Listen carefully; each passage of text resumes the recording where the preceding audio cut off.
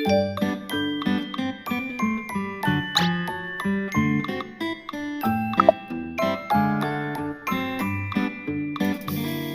warahmatullahi wabarakatuh, Bapak Ibu dosen yang saya banggakan. Jadi ini saya mau bikin tutorial RPS ya, terus juga gimana cara upload di LMS untuk mungkin Bapak Ibu dosen yang mengampu di prodi akuntansi semester ini.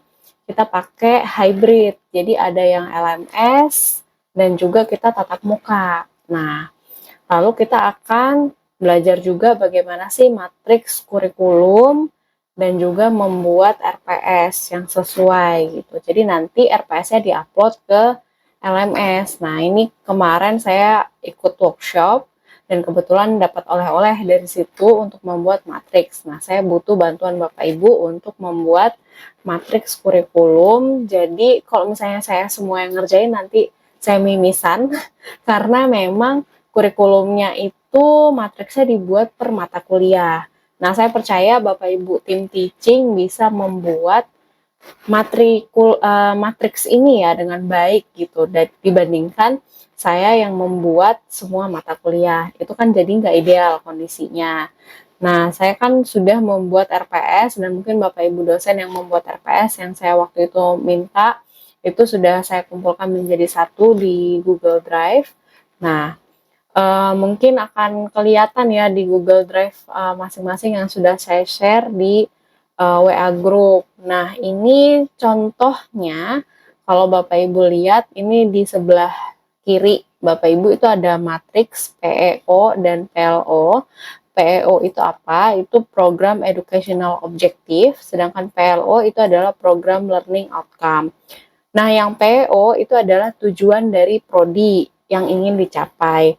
Misalnya menghasilkan sarjana akuntansi yang unggul, lalu juga terbentuknya pusat kajian bidang akuntansi, menyelenggarakan penelitian, menyelenggarakan pengabdian, menyelenggarakan hubungan kerjasama yang baik, dan juga mendorong terciptanya iklim akademik yang kondusif.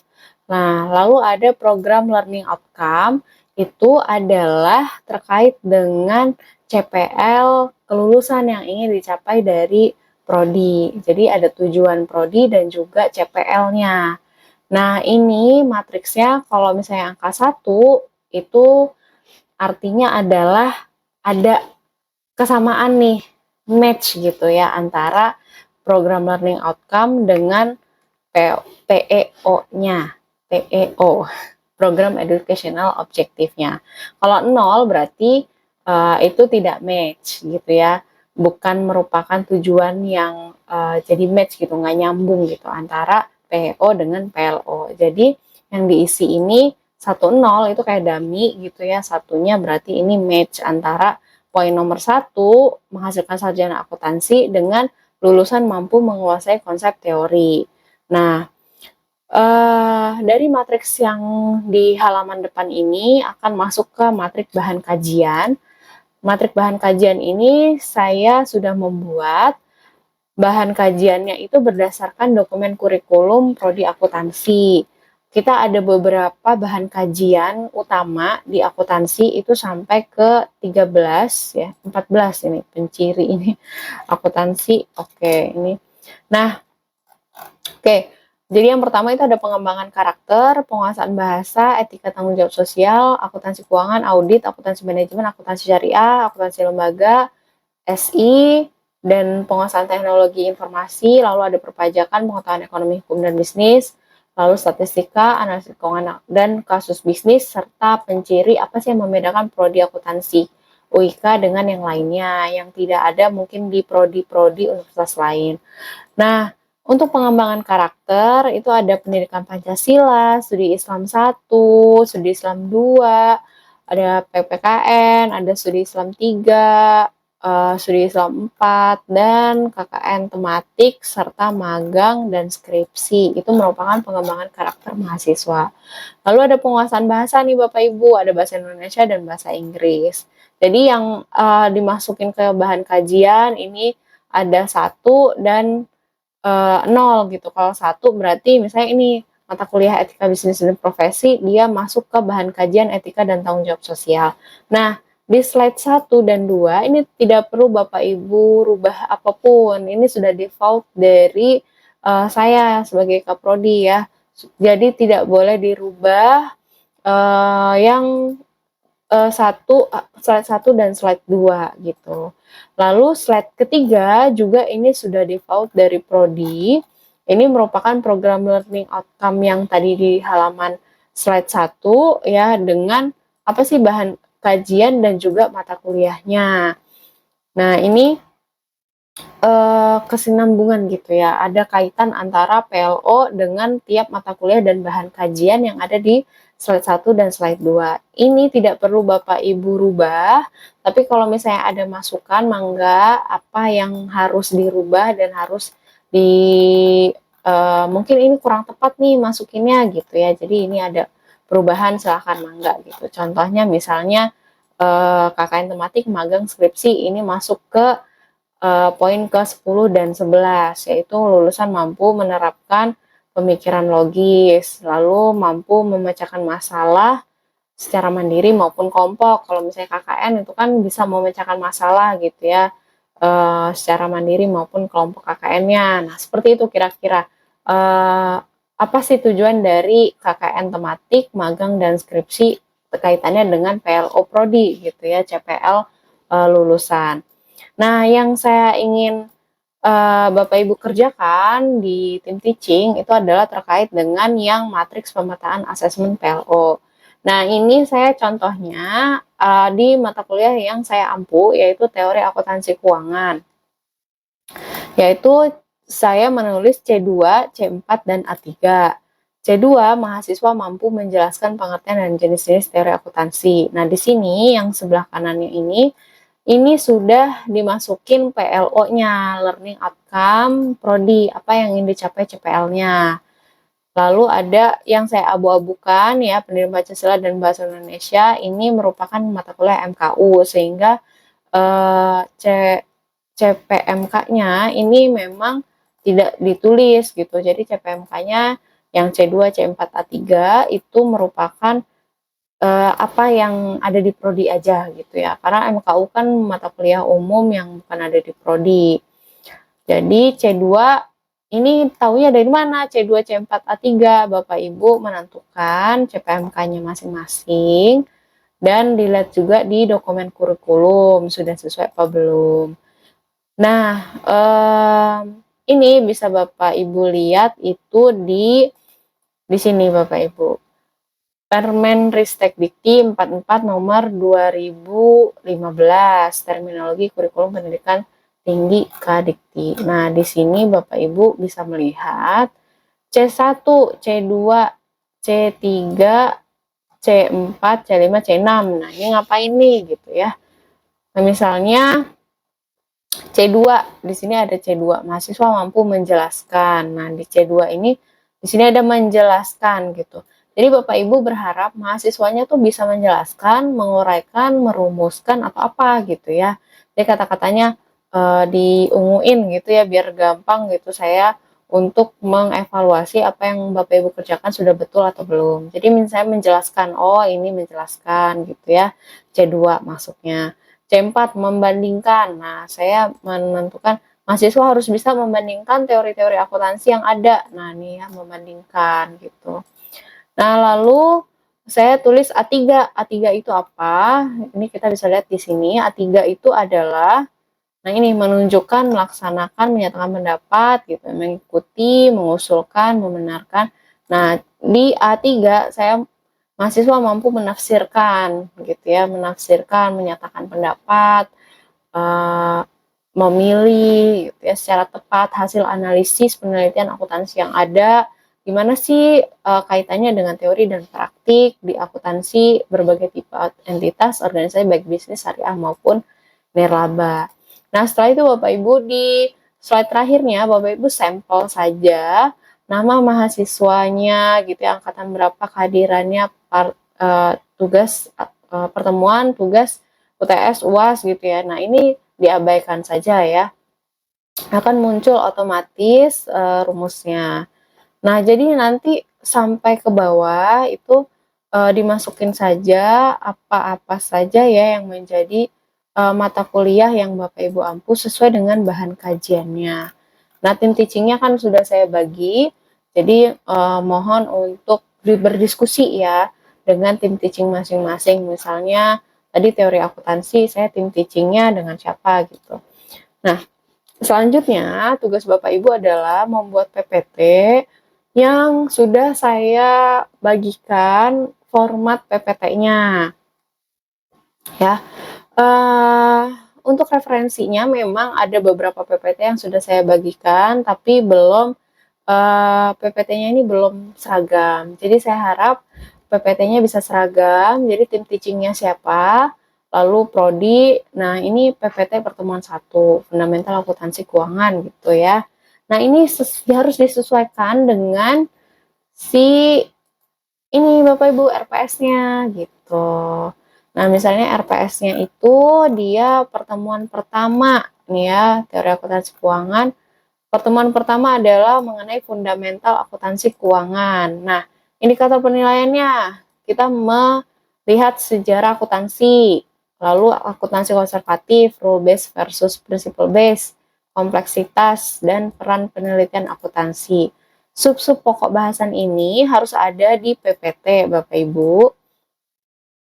Nah, ini contohnya, misalnya yang pertama itu adalah sejarah. Nah, jadi bagaimana sih sejarah akuntansi gitu ya? Oh, sejarah akuntansi dulu karena ada Luca Pacioli sebagai bapak akuntansi dunia, lalu ada Great Depression di tahun 1930, sehingga ini menjadi dasar terbentuknya akuntansi karena ada economic shock pada tahun itu gitu ya. Lalu ada akuntansi konservatif. Nah, ini pokok bahasan nomor 2. Bagaimana sih konservatisme akuntansi di Indonesia? Nah, lalu kaitannya dengan SAK. Lalu rule base versus principle base. Nah, ini bahwa misalnya IFRS itu pakai principle base, sedangkan GAAP itu pakai rule base gitu. Apa sih perbedaannya? Nah, lalu ada yang nomor 4, kompleksitas informasi akuntansi. Nah, gimana nih apakah laporan keuangan yang semakin tebal itu malah semakin kompleks, itu malah jadi relevan atau tidak gitu ya. Apakah semua informasi akuntansi yang terkandung di dalam laporan keuangan berguna nggak sih bagi investor?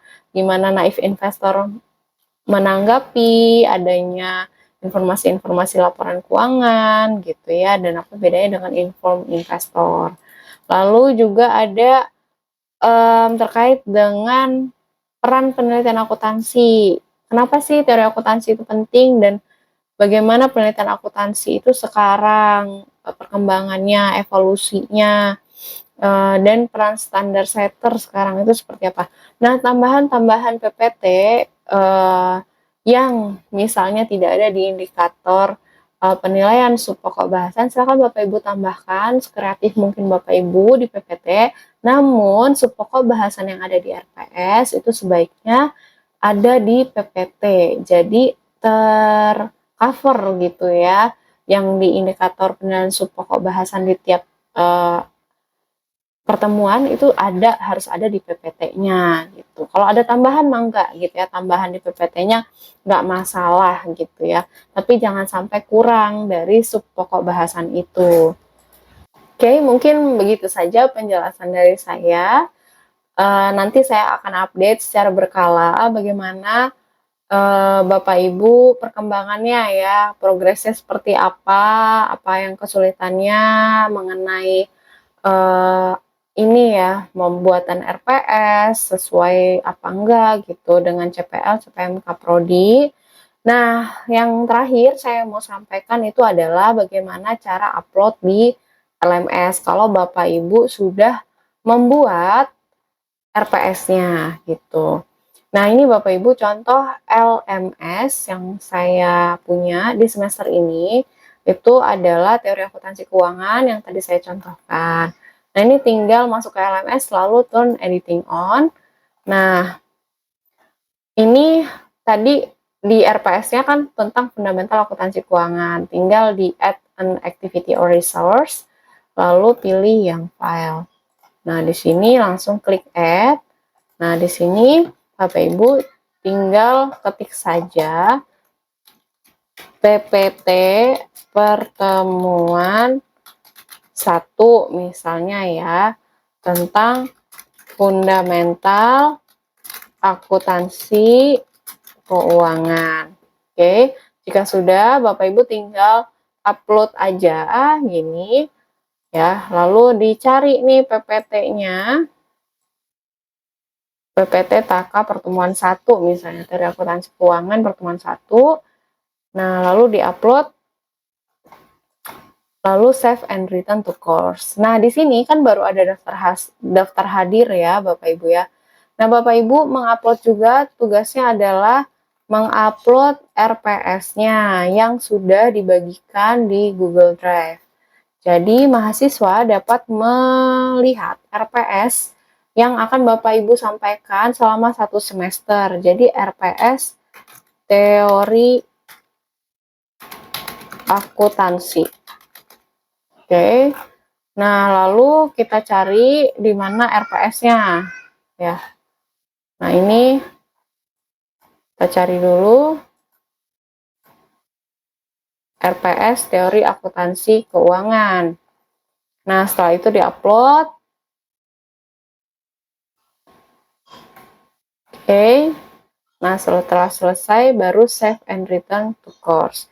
Nah, jadi Bapak Ibu, kewajiban Bapak Ibu dosen adalah mengupload RPS teori akuntansi dan juga PPT masing-masing ini ya, masing-masing pertemuan gitu. PPT-nya juga harus sesuai dengan format yang telah diberikan oleh prodi. Lalu juga bersama tim teaching mendiskusikan PPT-nya karena harus seragam, PPT antar dosen di masing-masing mata kuliah harus seragam, dan juga soal ujian atau soal UTS dan UAS itu juga harus seragam antar semua dosen yang mengampu tim teachingnya itu harus sama, dan terdiri dari 7 poin mata kuliah, 7 poin sub pokok bahasan yang akan diujikan. Jadi misalnya UTS teori akuntansi keuangan itu terdiri dari 7 poin soal gitu ya, dan tidak semuanya menjelaskan gitu, karena kalau misalnya kita lihat di tadi ya matriks PLO-nya, ini saya mengharapkan juga mahasiswa bisa membandingkan teori dan juga menafsirkan secara tepat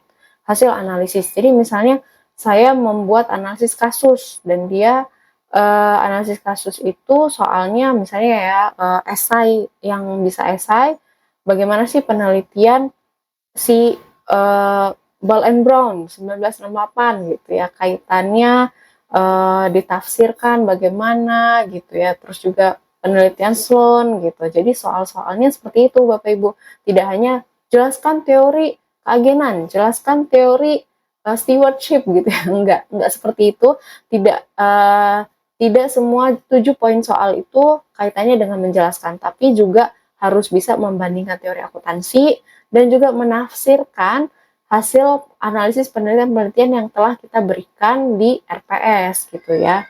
Jadi mencakup semuanya itu, tidak menjelaskan saja. Oke, semoga Bapak Ibu sehat selalu dimanapun Bapak Ibu dosen berada, pengampu mata kuliah di Prodi Akuntansi. Semoga apa yang saya sampaikan ini bisa dapat dipahami dan kita semua bisa mengerjakan dengan baik, sehingga cita-cita prodi untuk bisa menghasilkan lulusan yang semakin kompeten itu bisa tercapai gitu, harapan saya. Insya Allah, mudah-mudahan Allah lancarkan semuanya.